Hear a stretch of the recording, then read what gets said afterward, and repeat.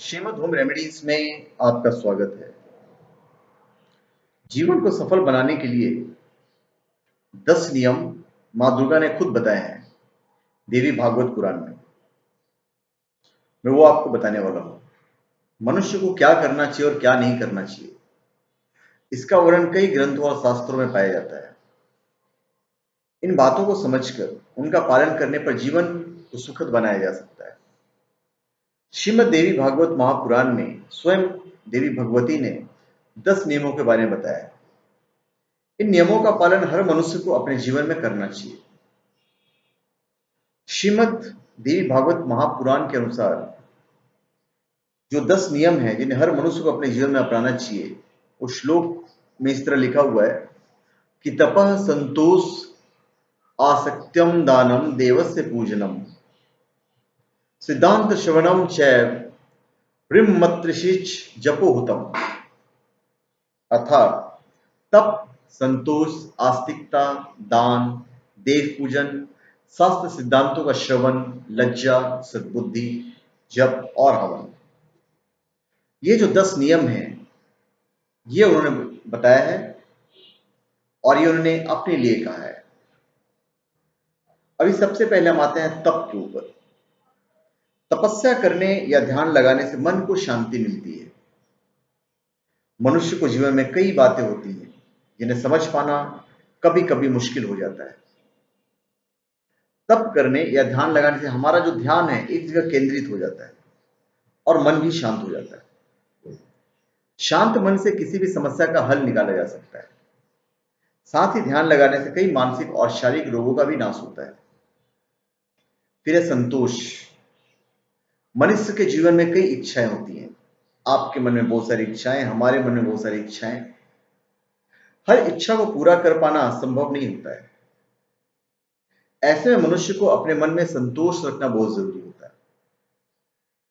असंतोष की वजह से मन में जलन, लालच, ऐसी भावनाएं जन्म लेने लगती है जिनकी वजह से मनुष्य गलत काम तक करने को तैयार हो जाता है। सुखी जीवन के लिए इन भावनाओं से दूर रहना बहुत आवश्यक होता है। इसलिए मनुष्य हमेशा अपने मन में संतोष रखना चाहिए। फिर आस्तिकता। आस्तिकता का अर्थ है देवी देवताओं में विश्वास रखना। मनुष्य को हमेशा ही देवी देवताओं का स्मरण करते रहना चाहिए। नास्तिक व्यक्ति पशु के समान होता है। ऐसे व्यक्ति के लिए अच्छा बुरा कुछ नहीं होता है। वो बुरे कर्मों को भी बिना किसी भय के साथ करता है। जीवन में सफलता हासिल करने के लिए आस्तिकता की भावना होना बहुत ही जरूरी होता है। फिर है दान। हिंदू धर्म में दान का बहुत ही महत्व है। दान करने से पुण्य मिलता है। दान करने पर ग्रहों के दोषों का भी नाश होता है।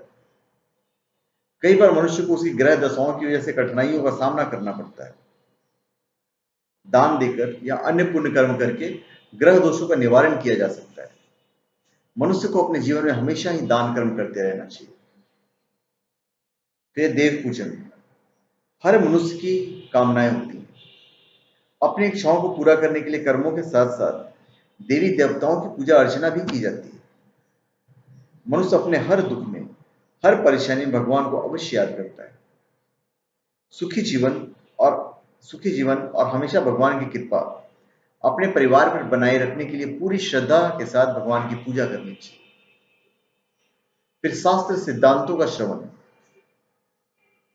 कई पुराणों और शास्त्रों में धर्म ज्ञान संबंधी कई बातें बताई गई हैं, जो बातें न सिर्फ उस समय बल्कि आज भी बहुत उपयोगी है। अगर उन सिद्धांतों का जीवन में पालन किया जाए तो किसी भी कठिनाई का सामना आसानी से किया जा सकता है। शास्त्रों में दिए गए सिद्धांत से सीख के साथ साथ पुण्य भी प्राप्त होता है। इसलिए शास्त्रों और पुराणों का अध्ययन और श्रवण करना चाहिए। फिर है लज्जा। किसी भी मनुष्य में लज्जा होना बहुत जरूरी होता है। बेशर्म मनुष्य पशु के समान होता है।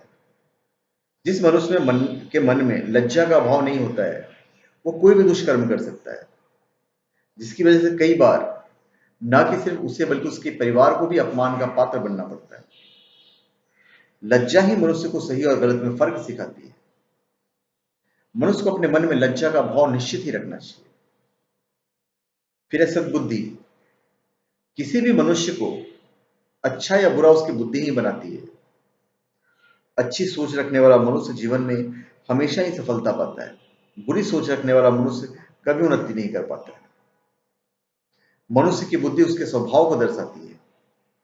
सद्बुद्धि वाला मनुष्य धर्म का पालन करने वाला होता है और उसकी बुद्धि कभी गलत कामों की ओर नहीं जाती है। अतः हमेशा सद्बुद्धि का पालन करना चाहिए। फिर है जप। पुराणों और शास्त्रों के अनुसार जीवन में कई समस्याओं का हल केवल भगवान का नाम जपने से ही पाया जा सकता है। जो मनुष्य पूरी श्रद्धा से भगवान का नाम जपता हो, उस पर भगवान की कृपा हमेशा बनी रहती है। भगवान का भजन कीर्तन करने से मन को शांति मिलती है और पुण्य की भी प्राप्ति होती है। शास्त्रों के अनुसार कलयुग में देवी देवताओं का नाम केवल नाम लेने से ही मात्र पापों की से मुक्ति मिल जाती है। फिर है हवन। किसी भी शुभ काम के मौके पर हवन किया जाता है। हवन करने से घर का वातावरण शुद्ध हो जाता है। कहा जाता है कि हवन करने पर हवन में दी गई आहुति का एक भाग सीधे देवी देवताओं को प्राप्त होता है। उससे घर में देवी देवताओं की कृपा बनी रहती है। साथ ही वातावरण में सकारात्मक ऊर्जा भी बढ़ती है। तो धन्यवाद। आप हमारे चैनल पर सब्सक्राइब करें और अपने कमेंट दीजिए। धन्यवाद।